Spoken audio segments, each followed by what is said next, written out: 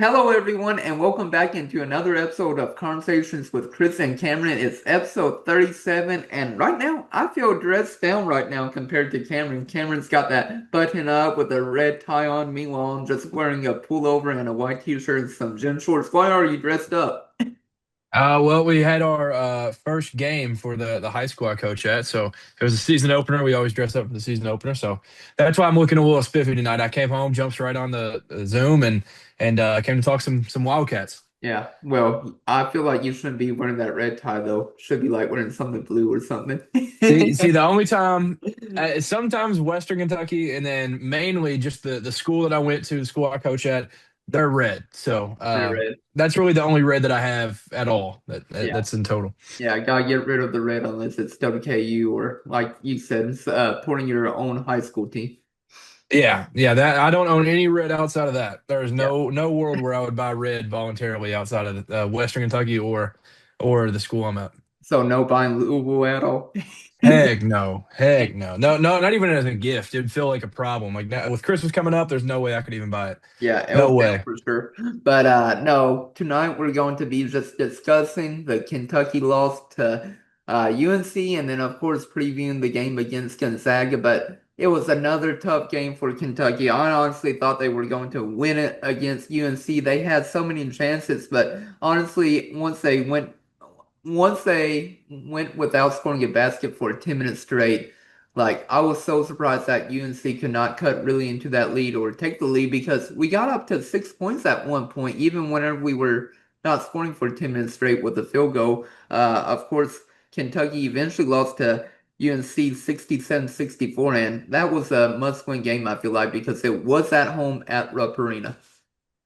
Yeah, no doubt. It was definitely a must-win going into it. You had been on the big stage twice already, and then you had beaten up on a lot of bad teams. Just putting it honest. I mean, hadn't had a good win yet. You got it really embarrassed in both of them. Like when I know the Louisville game, we made a little bit of a comeback, but really dominated for most of that. And then the Michigan State game was just horrible from start to finish. So this one was going into it, especially what we talked about in the offseason too. When the schedule came out, I was like, you've got to protect home court because I know the Louisville game was tough. That's there. Michigan State is going to be tough, but that's neutral. St. John's, that's neutral.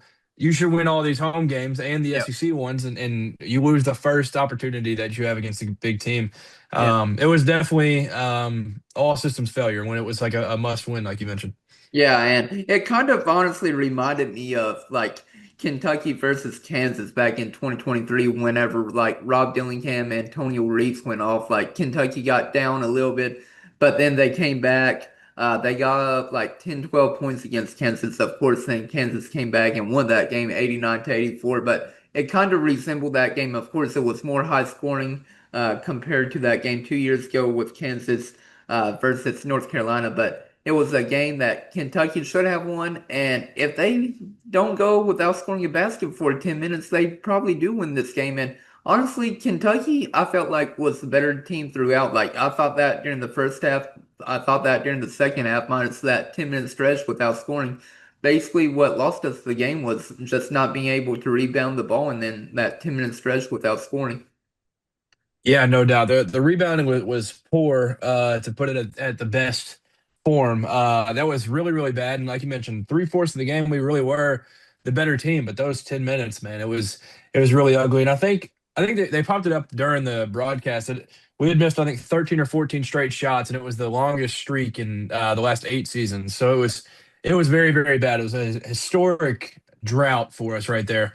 And yeah, that was really the entirety of the loss right there in Yeah. those 10 minutes. Because if you're able to even just put up a couple buckets right there, it almost makes the lead, with the time that's left. It makes it almost impossible for them to come back. But you opened the door and left it open for them to come back with that drought, and it was. I mean, they capitalized on it.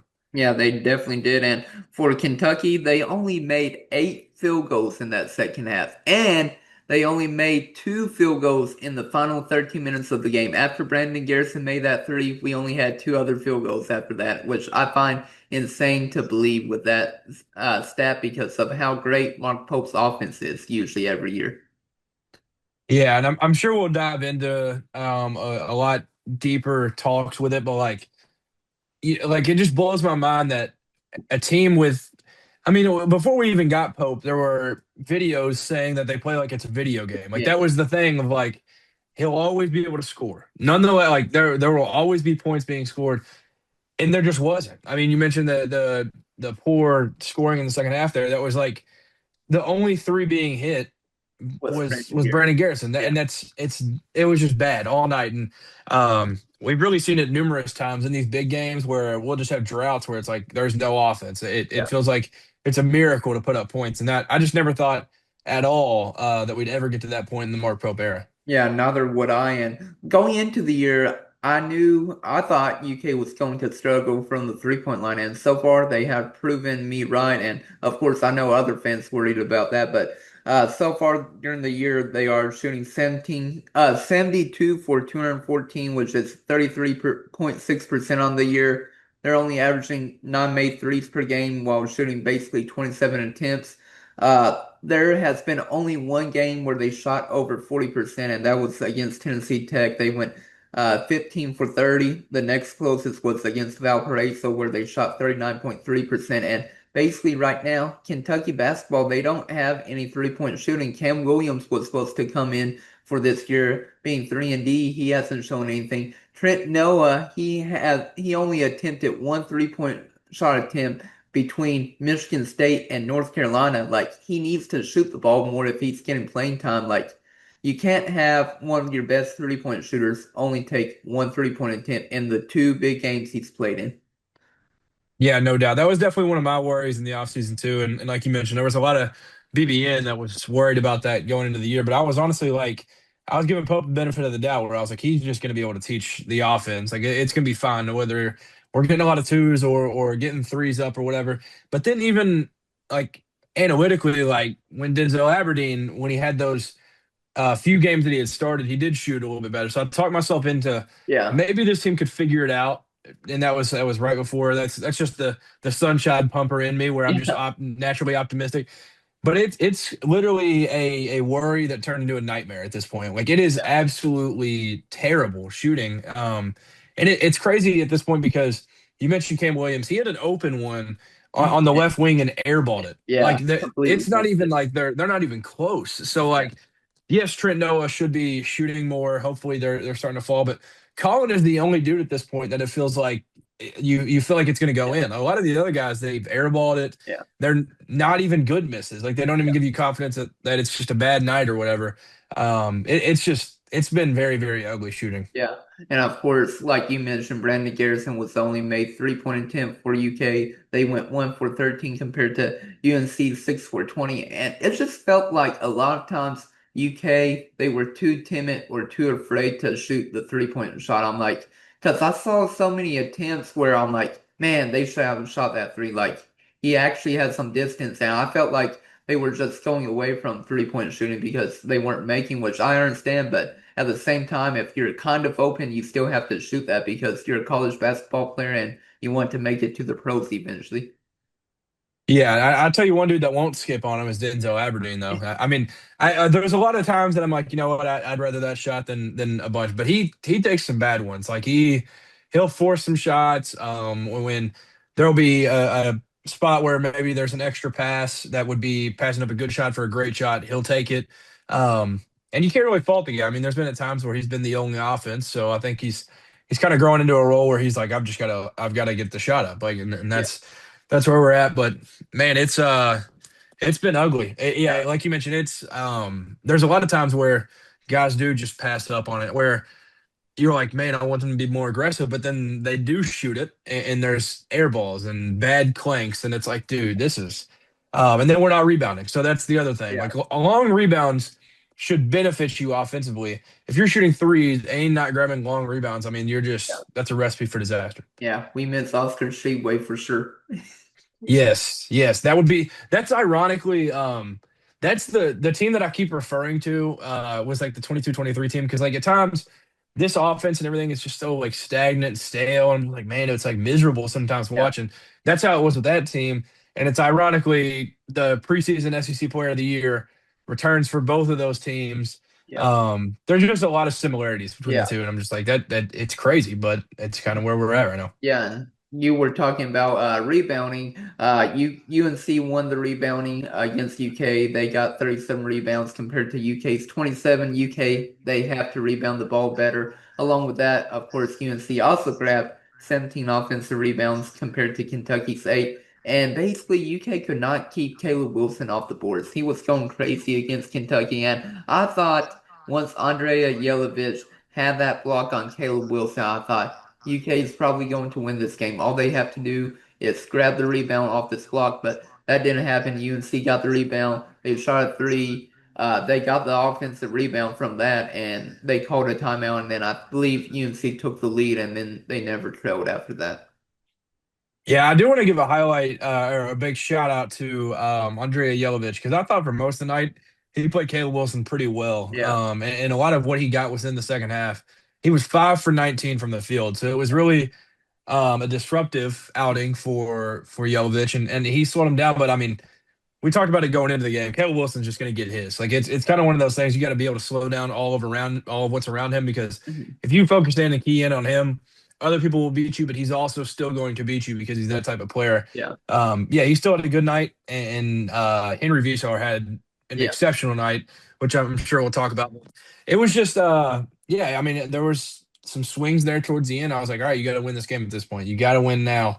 And like you mentioned, they continued and continued to kind of flip the script, and they end up taking the lead there towards the end and then never looked back. Yeah, and like I said, we highlighted all of their key players for UNC, where we talked about Caleb Wilson, we talked about Henry Visser, we talked about Luka Bogovac. I believe I pronounced that right. And then Derek Dixon, he didn't really have a great game till the end, where he then knocked two threes down at the end, basically the daggers. And we played Derek Dixon great until the end. Of course, he just made some clutch shots at the end, causing UNC to win the game against UK. But we highlighted basically all their key players where, we gotta make sure they don't have a great game. And most of the team didn't have a great game, and it was low scoring. Like, you rarely ever see a 67-64 final score. Like, if you see that, if you see one team score 67, more than likely you're going to win that game. But sadly, that didn't happen for Kentucky. Yeah, I mean, there's the rule of 71 for a reason, and neither team Yeah. even got to there. So it was definitely low scoring. But you mentioned Derek Dixon. We mentioned him that was the freshman trying to bloom into a new role and everything. And sadly, this might have been his coming out party as their like guard. And like you said, he didn't really play great overall, but the finish that he had, I mean, it was veteran stuff. And Yeah. as soon as Dick Vitale on the broadcast said it got swung out to Dixon, and he said, "Boy, that kid can shoot." And I was like, "Oh He no!" And it made just went in immediately. And then he had the layup there at the end. I think it was Malachi that was trying to close in, blocking or yeah, something. But yeah, he had the good finish, but really no guards did well for them at all. I yeah, mean, Kyan Evans didn't have a good night. Derek Dixon didn't have a good night. Like that, it was all yeah. front court, which was, I mean, when we went into the season, we were like, all right, we have so many guards, like Hmm. it's kind of going to be one of those things where if somebody's off, it's somebody else's night and somebody else will play well. Yeah. But the front court was always the worry with JQ being out for a Hmm. lot of it. Yeah, and it showed big time Yeah. because it was Brandon Garrison. I really, really want to root for him big Yeah. time, Me but too. like, I mean, he at times is unplayable. Like he Yes. just will not catch the ball, take bad shots, miss bunnies.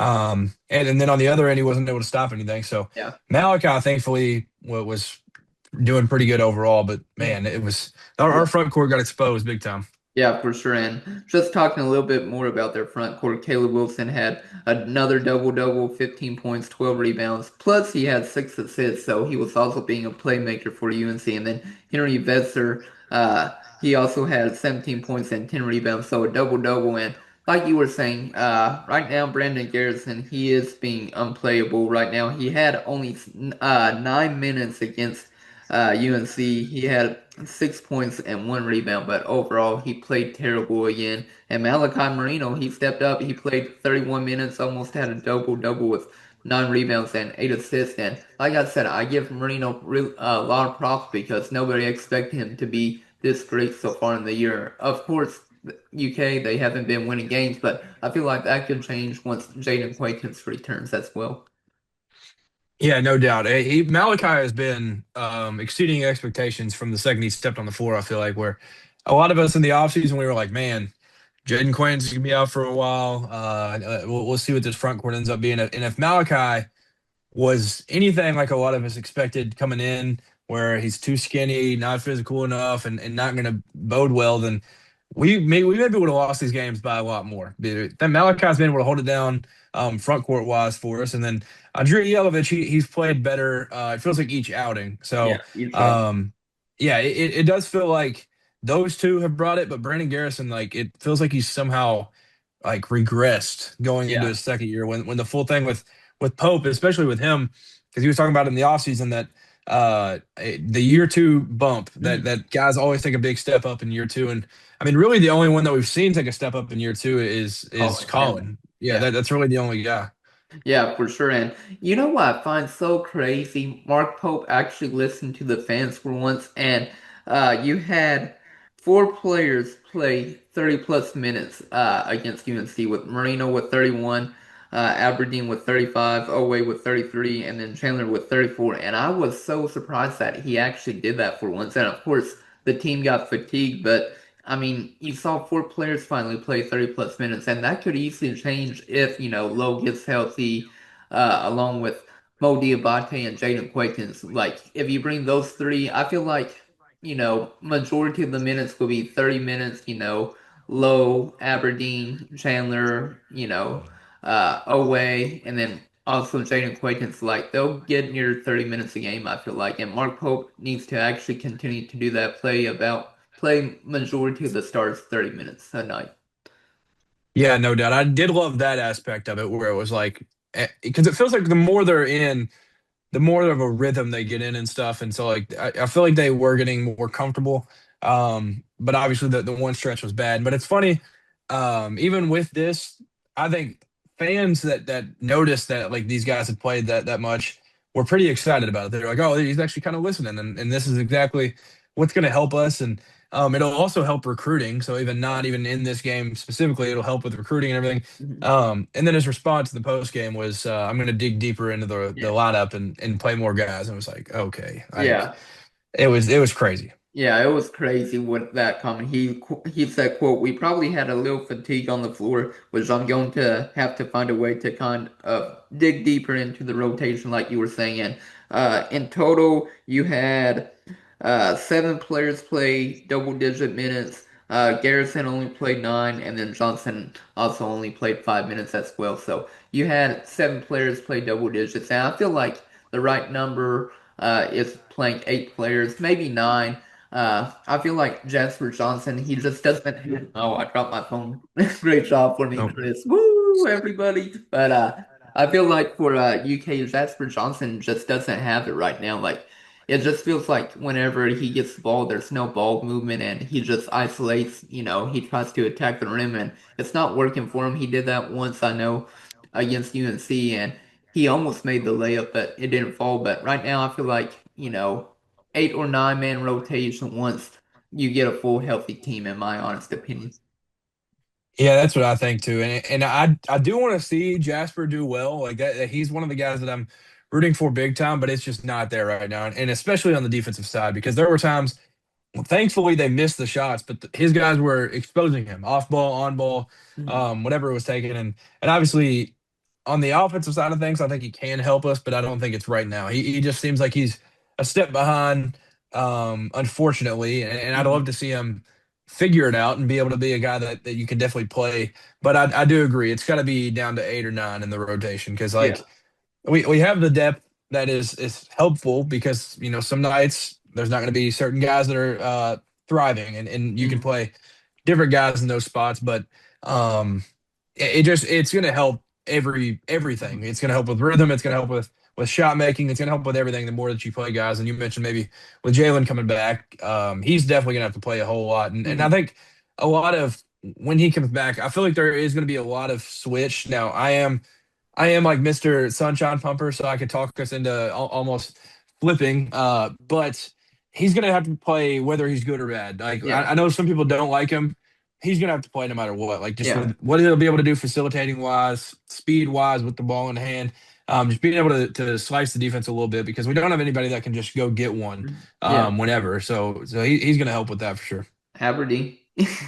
Yeah, yeah, Aberdeen sometimes, but man, he's not like he's not slow, obviously, but Jalen's quickness is just like Yeah, it's ridiculous unmatched. level. I agree, yeah. Like I said, probably the 8 or 9 man rotation, once everybody gets fully healthy, or hopefully everybody can come back, would probably be Lowe, Aberdeen, Oweh, Diabate, Quaintance, and then you have Chandler, Marino, Yelovich, and then maybe Cam Williams as well. Like, I just feel like, Brandon Garrison shouldn't be getting a lot of playing time. Jasper Johnson doesn't really have it right now. And then Trent Noah, he's being too afraid to shoot the ball. Like he needs to get that confidence back like he did last year once he started to get some playing time coming off the bench. Like he needs to continue to shoot the ball with rhythm and, continue to be confident in his shots. Yeah, I agree with that. He's in a spot where he's almost unplayable right now. And last year he was able to hit threes and do his thing on the offensive side, but he'd also offensively and defensively just go get boards and do all the hustle stats and make himself useful in ways outside of the offense. This year it's just kind of like he's just out there. Like Yeah. there's not a whole lot to him. So it's sad to see, but yeah, the lineup's got to get cut down and I am excited to see what it looks like once we do get everybody back because we'll probably have to play games in the 50s, but we'll win a lot of games in the 50s if we're able to force teams into that. Because of if you think if Quaintance is in this game, their front court's not going to do exactly what they did. And the guards were fine defensively for us. I mean, they were fine out there. They didn't allow anything easy. Mhm. So I'm interested to see like what it looks like when everybody's back because Jalen, he'll help us offensively a lot, Yeah. but defensively it'll kind of shift. But you'll have Jaden Quaintance back, and so it'll kind of counteract itself. But we've struggled against front court so far. I mean, we made Sananda Fruit look like he knew how to play basketball, and then Yeah. last night he goes to Arkansas, and I mean, he got exposed again. So the front courts have dominated us so far in every single game. So I'm excited to see JQ get back. Yeah, I'm very excited as well. And right now, he is currently doing 5v5 workouts, not necessarily with the team, but against grad assistants. And then they're grabbing students from the UK, like student gym center that they have on campus. So I find that funny. That is funny. I didn't realize that's who he was up there playing against. Yeah, so, well, they're grabbing, like, UK is grabbing or grabbing students from, like, the student gym facility and bringing them to, like, practice. That is pretty sweet though. I mean, it's quite cool for those students, especially. Yeah, could you imagine just being like a freshman or sophomore on UK's campus and you're just playing in the student gym and then like the staff goes in there and be like, hey, you want to play against Jaden Quaintance during practice? And you're like, Yeah, sure. hey, that's like one of those things where, like, as a kid, we're like, man, what if an NBA scout drives by while I'm in the driveway shooting around? It's like, all right, well, now I'm in the rec center, and maybe one of these UK coaches comes in here and walks up and sees me Yeah. hooping a little bit. Yeah, for sure. Hey, back whenever I was a freshman at WKU, which has been almost 10 years ago. Good Lord, it's been forever. But back whenever I was a freshman before what's his name? Now I'm blanking on his name. The Knicks guy. Mitchell What Robinson, Robinson. yeah, Mitchell Robinson. Yeah, Mitchell Robinson. I couldn't. I'm getting too old. I'm forgetting his name. But no, I played against him my freshman year of college before he left WKU and just started to train for the NBA. But he went 1v1 with me. He was doing like some behind the back dribble moves, like all these dribble moves on me. He lost control of the ball and then he got the ball back and then just dribbled a three on over me. Man, you got to work on the defense, man. Can't let Mitchell Robinson I just do know. that to you. I always say back at that moment, I'm like, I should have just like, dove on that floor to get that still to get that turnover on Yeah, honestly, is him. that the best player you've ever played against? Probably. Yeah, I didn't know if you had done what was it? Khalil Whitney was doing his ones. I didn't know if there was anything like that where you'd just like been at an event and Yeah. somebody had ran ones or whatever. Yeah, no, probably Khalil, even though he's not in the NBA, but I would say probably Mitchell Robinson just because he's 7 feet tall and then of course he's been in the NBA for basically a decade now. Hard to believe. Yeah, he's had a few contracts, so yeah, I'd definitely give Mitchell that nod. But Yeah. that is cool though, getting to play Yeah. against him. Yeah, for sure. But I don't really have anything else I really want to talk about with that Kentucky UNC game. We can transition to Gonzaga if you would like. Do you have anything else you want to mention? Well, I did see who was it? I think it was Jay and Linden on Twitter that pointed out that we had more Ys than threes made as a team. So I mean, we'll talk about one of those Ys in another episode coming soon. But like, man, having Tayshaun Prince and Yeah. Will Stein there, and we Yeah. couldn't get the win for him, it just kind of stinks. Yeah, that stings. Of course, we'll definitely talk more about Will Stein in a different podcast episode. But yeah, it was cool to see Will Stein there to do the wine. Then, of course, Tayshaun Prince, you can't forget about him. And I mean, it makes perfect sense why they brought him in because he made like, what, six threes in the first half against UNC back in the day. Yeah, Carolina killer, and Rondo was in attendance too. Yeah, I saw Rondo as well, and I was honestly surprised. I thought maybe Mark Pope, real quick, would actually play Braden Hawthorne because I know they've been having discussions on burning his red shirt and getting some playing time. I feel like he would be a great asset, and knowing Hawthorne, he probably won't stay in college all 4 years. I mean, he could, but he wants to get to the NBA sooner rather than later, so. I don't understand why you're necessarily, using a red shirt on him this year when he could also transfer anywhere as well.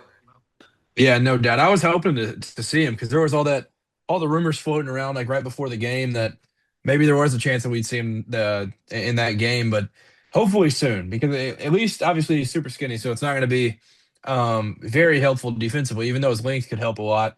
I think offensively he's going to be nearly unguardable for a lot of teams with his length and Yeah. athleticism that he's got. So I would like to see him soon, but sadly didn't get to see him in that one. Yeah, for sure. And people call him the mini KD. Yeah, hey, and the mini Tayshaun. Yeah, That's what Pope called him. The like meditation. Yeah, yeah, for the sure. new Tayshaun. Yeah, for sure. But like I said, hopefully the team can bounce back. I know after the game against UNC, a few of the players were low spirited whenever they were talking to the media, like Otega Oweh, Malachi Marino, and of course Andrea Yelovich too. But hopefully they can turn, their sadness, anger into confidence and happiness and wins soon. Yeah, hopefully so. I mean, it's a blessing and a curse this schedule because you have more opportunities to win games, but it's also there's no laying down Yeah, because somebody else is coming right around the corner ready to play. So hopefully they can turn that into a few wins coming up soon though. yeah, hopefully. But now let's transition to this Gonzaga game. Of course, last year, finally, UK got their first win against Gonzaga. It's a six-game series against them. Last year it was the third game. Gonzaga won the first two. UK somehow had a miracle in Seattle last year to defeat Gonzaga. And I remember that night I got a stomach virus, so I was basically throwing up all night while watching UK, and then into the next morning as well. I had to call off of work just because, 24-hour stomach bug. But to see UK actually come back and win against Gonzaga was insane last year. Yeah, no doubt. I remember where I was, how I was acting, all the stuff. Like I was acting like a fool last year during that comeback. Yeah, that one was awesome. The battle in Seattle, there was the Kirk Kriisa injury, Jackson Robinson becomes point. It was awesome. Yeah. A great memory from the year one of Pope, and we're gonna need another one. We're gonna need another W because there's no better time for it than right now. Yeah, I agree with you. And of course, they came back. They won 90 to 89. They moved on to 8-1 on the year. And of course, like you said, Lamont Butler was out. Kirk Carissa went out. Sadly, he never returned for Kentucky after injuring his foot. And honestly, it sucked because UK could have had a great year. Of course, they had a great year going to the Sweet 16 for the first time since 2019 last year. But who knows what could have happened if they were fully healthy last year as well. Yeah, no doubt. It stinks for Kerr that he never had the opportunity to come back, but yeah, that team was awesome, and that was definitely one of them that we'll remember. And sadly, Lamont wasn't able to play in that one, still injured with that one, but it was a blast. Like I remember everything from that game. I remember it was a late tip off. I think it Yeah. was 9:30 or 10 10, something like that. on Yeah. a Saturday, I think. So I mean, it was awesome. Everything about it. Yeah, definitely was awesome. I was trying to see how much UK was down by in that game, but I'm I not think we were having. down 20, I Yeah, I think think. they got down like 20, 23 points. Yeah, it was something like that. Because I want to say at half we were down 20 because a lot of people went to bed. A Oh, lot of the largest lead was 18 actually. 18. Yeah, that's what it said. Okay.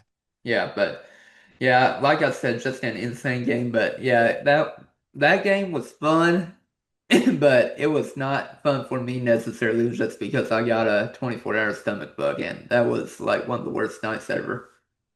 Yeah. Yeah, no, that would be no fun. Yeah, Yeah, okay, so it was 52-34 early in the second half. yeah, That's such a crazy comeback. yeah. Hey, UK had so many crazy comebacks last year though with Mark Pope.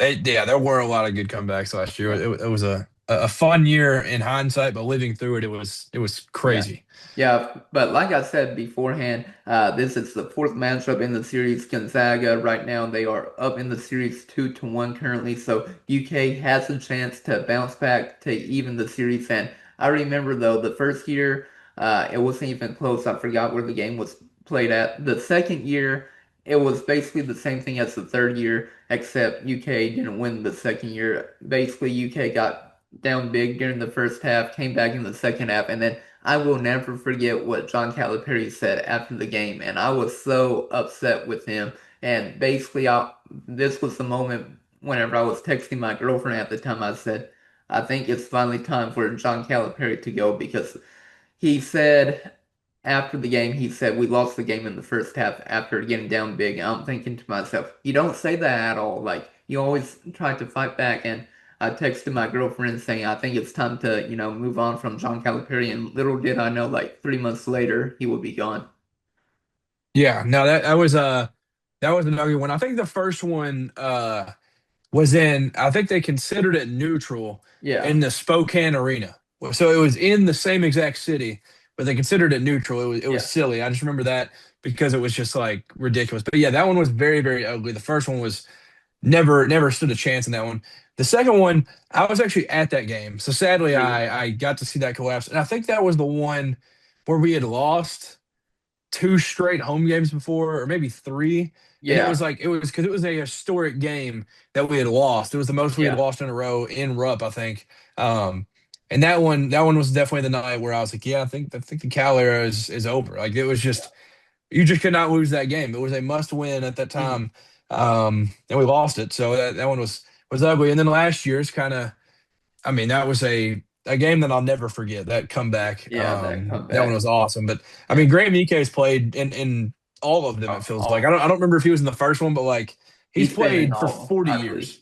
Yeah, no, I think he got an extra year of eligibility. Like, I think he tried to file a lawsuit against the NCAA, and he won the lawsuit where he got an extra year of eligibility.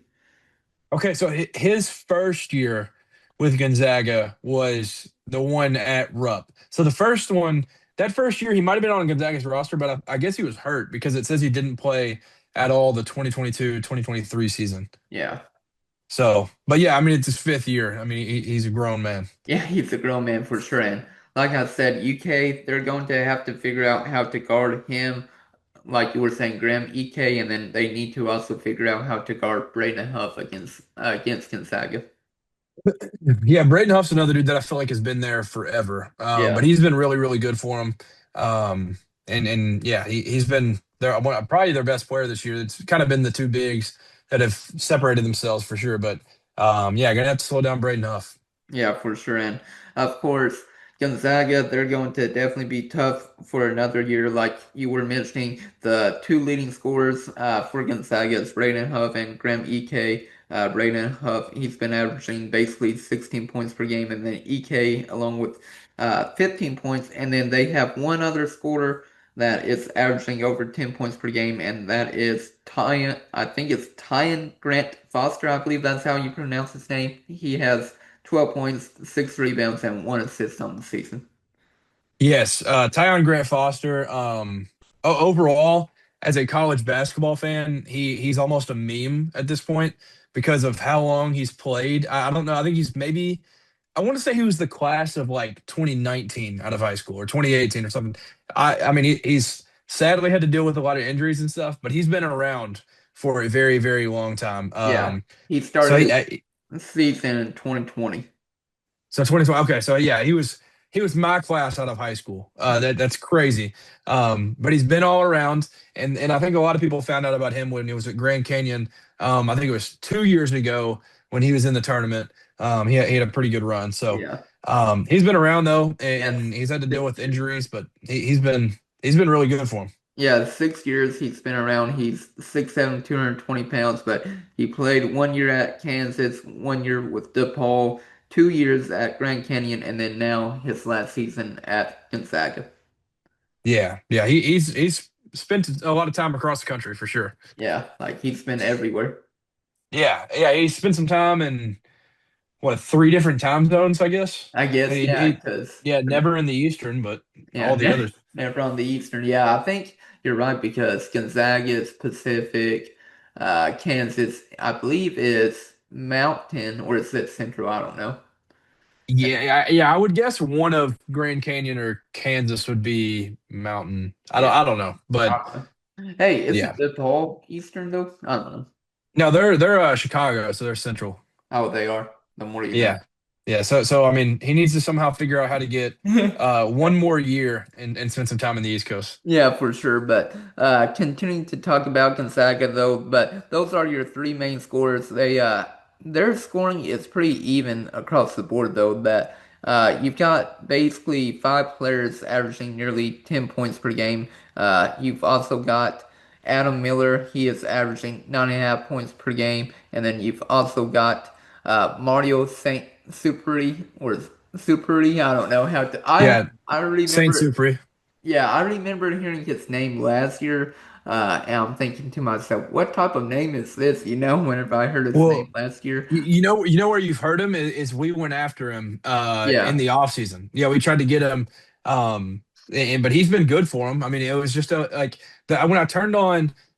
I don't remember who Gonzaga played in a preseason game, but I turned on a preseason game and I was like, "There's no way they have this dude." Because I remember we went after him and I was like, "What in the world?"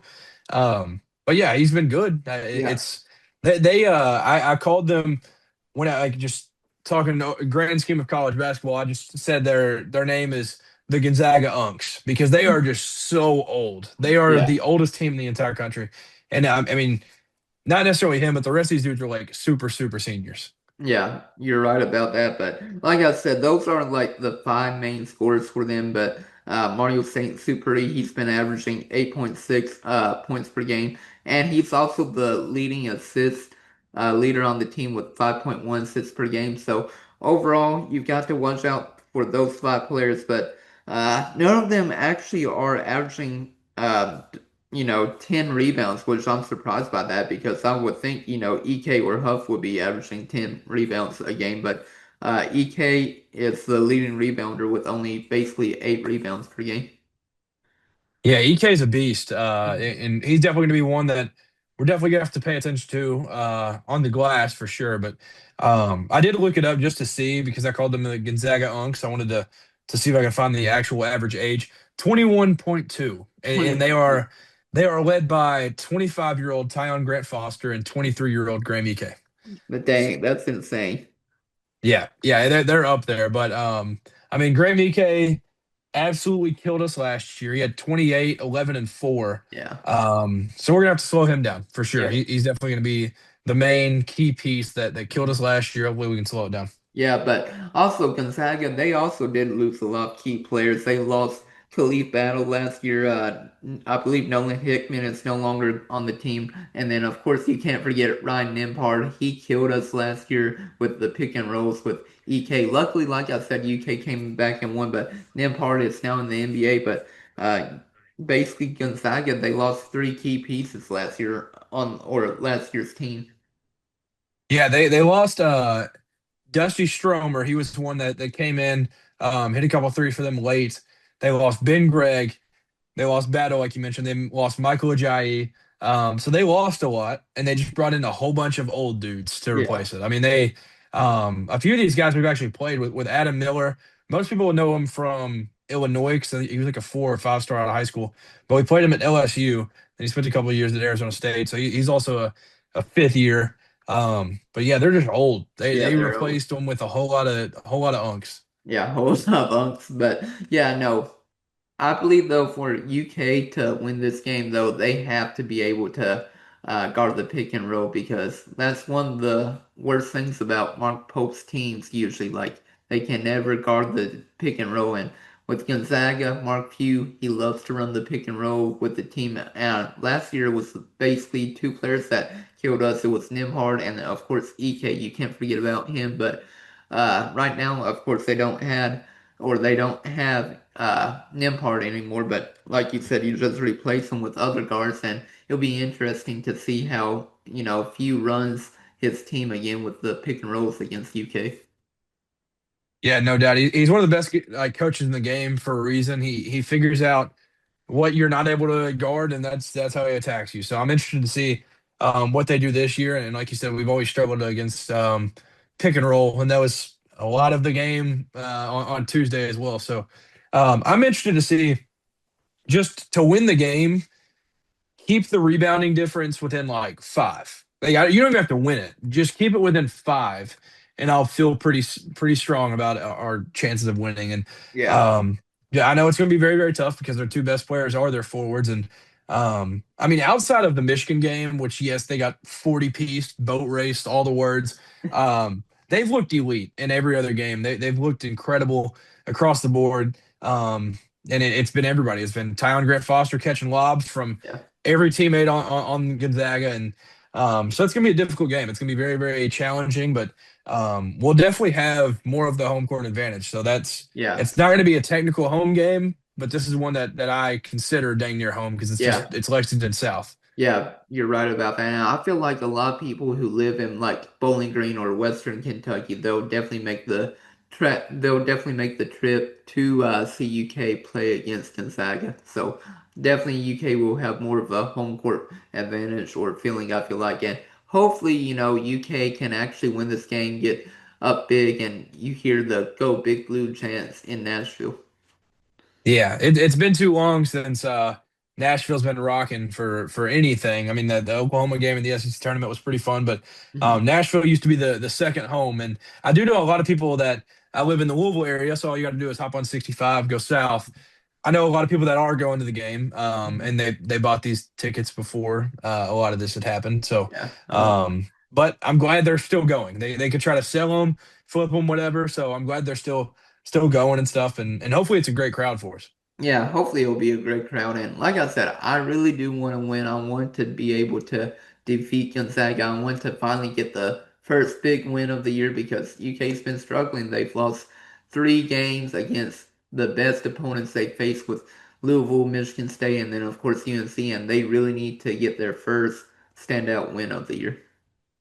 Yeah, no doubt. We got to get the win, and I mean we're running out of them. I mean if you miss on this one, you've got really two marquee games before conference play, and if you go 0 for 6, then the missing the tournament talks completely ramp up for Yeah. good reason. So this is one of them that is winnable.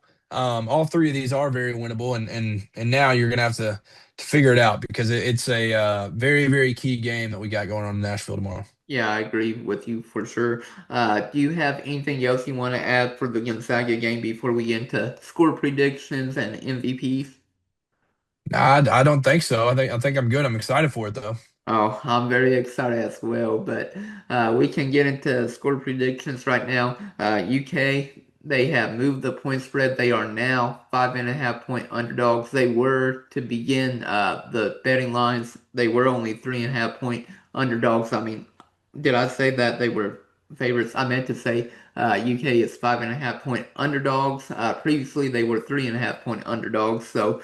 I do agree, sadly, again with Vegas, and I'm going to have to go with Gonzaga until UK can prove me wrong. It's basically you have to prove it to me, prove to me that you're a great team, that you can actually win. And I just feel like UK is going to struggle again with the pick and rolls against Mark Few, and UK they don't have any 3-point shooting currently, so. I'm going to give the nod to Gonzaga, even though this game is basically another home game for UK, but I'll go with, let's see, it's 159.5 for the over under for the game. So I'll say it's going to be high scoring.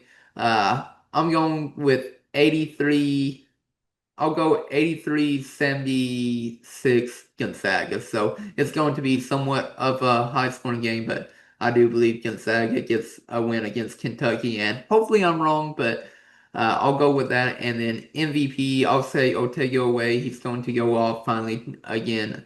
He went off against UNC, but I'll go with like 15 points, 7 rebounds, and like 2 assists in the loss against Gonzaga. Okay. Okay. Yeah, last year their front court dominated us, and last year's front court was much better than what it is this year. So it's going to take a big step up to be able to even get to the hell it was last year.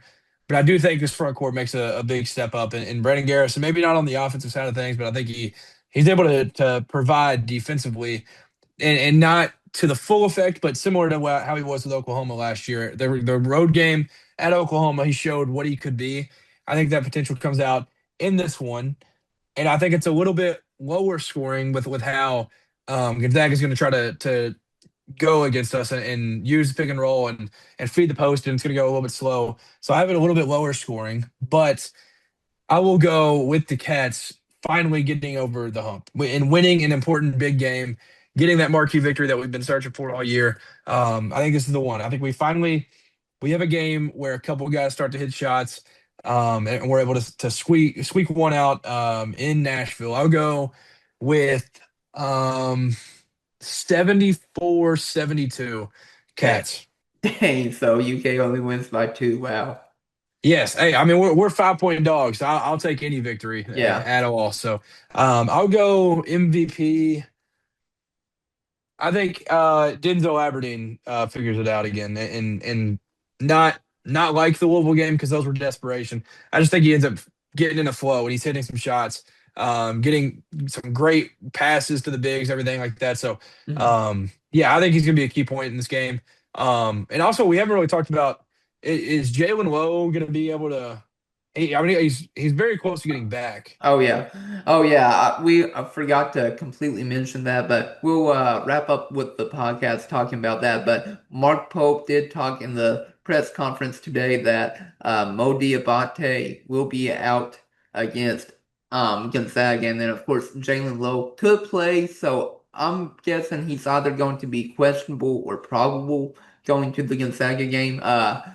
For UK, they don't have to release an availability report unless it's an SEC game, so we won't know until basically tip off if Lowe will be playing. And then, of course, Jaden Quayton, he's been doing 5-on-5 workouts right now, but right now, Lowe could potentially play against Gonzaga, which would be a huge plus. Yeah, that'd be quite the game to get back for, but it would be very, very helpful to get back for this one because I mean, it's a big one for sure. Yeah. It's definitely a big one, and he's been out for what now 2 or 3 weeks now since that Louisville game. Yeah, he's missed quite a bit of time, but at least he's getting healed up, and hopefully once he's back, he's fully back, fully ready to go for the entire season. Yeah, or it could be just another Lamont Butler situation from last year where, he gets injured again and then he sits out like 2 or 3 weeks, comes back again to that. Man, I hope not. That Yeah. was that was miserable. Yeah, it was definitely miserable, but yeah, like I said, I'm just hoping UK can get fully healthy soon. Like my goal would honestly be for a fully healthy team or close to being a fully healthy team come December 23rd against Bellarmine. Like that's my hope expectations that everybody will be back by that game and then we'll be fully healthy come SEC play. Yeah, that would be a great goal to have, especially with JQB that being his first game of the year, being able to play against some competition that shouldn't be nearly as good as everybody else we played around because we're playing a gauntlet. But yeah, that'd be a good target goal because that'd be helpful getting them back at least one game before SEC play, letting them get their feet wet a little bit before conference play. But I'm excited to get the full roster back. It can't come soon enough. Yeah, same here. And like I said, maybe low plays against Gonzaga, and then of course, Mo Diabate will be out, and of course, Quakens will be out against Gonzaga. Yeah, unfortunately, I mean, they would both be very, very beneficial in a game where Yeah, one team is very front court heavy. yeah, very front court heavy, and of course, Diabate right now he's nursing a high ankle sprain right now. That's what Mark Pope told the media today. So hopefully he can get back soon. I believe Pope said that he'll be back next week sometime. So at least that's good news to hear. Yeah, that's definitely good news because I mean this is I mean I know the funny like thing to throw around is the $22 million, but like we do have like I mean right now I'd guess 6 million on the bench Yes. not playing. So I mean we're missing a good chunk of it. Yeah, maybe 6 million. I would probably maybe go like 4 or 5 million. I feel like Well, I we was just guessing yeah. JT was probably making 4. So then I was like I don't the other think two he's maybe. probably making four just because he's, injured goods. I feel like he's still making a good amount, maybe like 1.5, 2, but I don't think he's Well, making. I know the rumor there going around was that Auburn offered 4.5 and we offered less, and he still Yeah, came to us. But I figured he was just getting like 4 because I mean he was one of the best players in the portal. So I just yeah, figured even with the injury, maybe he was getting that much. But yeah. who But knows? we'll see though. But like I said, you throw the number around 22 million, and I know so many fan bases are, hating on UK right now and saying, "Oh, you all spent $22 million on role players, or you all spent $22 million. You all should win the national championship." Yeah. Well, honestly, it's so weird because I know I've heard Matt Jones say it, and there's been other media people that have put it out that like it's not 22 million. It's definitely the most in the sport, but it's not like Hmm. 22 million. Maybe it was like 17 million or something. But either way, if you're spending the most in the sport, um, got to have better Yeah, outcomes than what we've had so far. And yeah, I'm kind of curious. Like we didn't really dive into it too much, but I'm kind of in the spot where I'm just like, did he just overcorrect with what we like last year? Everybody felt like could shoot, except for Amari. Everybody on the court could shoot at all times almost. And then this year it was like all defense and athleticism. Like I'm just curious, maybe he missed on a couple of shooters, and yeah, maybe we should have yeah, offered 5 or 6 million to Lamar instead of getting Denzel Aberdeen and one other guy or something. yeah. But I don't know. Yeah, you don't know, but we can talk about the offensive struggles in another podcast. Maybe if UK struggles again against Gonzaga offensively, but hopefully they don't, and hopefully I'm wrong and UK can win, and hopefully, you're wrong and UK wins by a blowout instead of winning by two for your sake. Hey, at this point, just give me a W Yeah. in the win column, one of these big games. Yeah, for sure. And like I said, I'm just in that prove it stage. Once you actually defeat a top opponent, I will say UK will win their next opponent. And like I said, looking ahead in their schedule, I do feel like we can at least defeat Indiana. We should defeat Indiana, but that's definitely in the future for, a later podcast though. Yeah, no doubt. I mean, we got to get one of them. Yeah. And like you said, I think Indiana probably feels the most likely, but I mean, this one and St. John's are very, very winnable. It's not like they're just massive, massive favorites by any means. Yeah. So we need to get one of these. Yeah, I agree. But do you have anything else you want to say on the podcast before wrapping it up? No, I don't think so. Let's go win a game in Music City Madness. I think that's what they're calling it. Let's do it. Let's defeat Gonzaga at Nashville, and hopefully I'm wrong and UK wins in a blowout though. Yep, hopefully so. We need a W. Yeah, we need definitely a W, a desperate W for sure. But this is Chris Beesmore and And Cameron Waddle. signing out. We appreciate you all watching on YouTube and of course listening on Apple Podcasts and Spotify as well. Have a great night.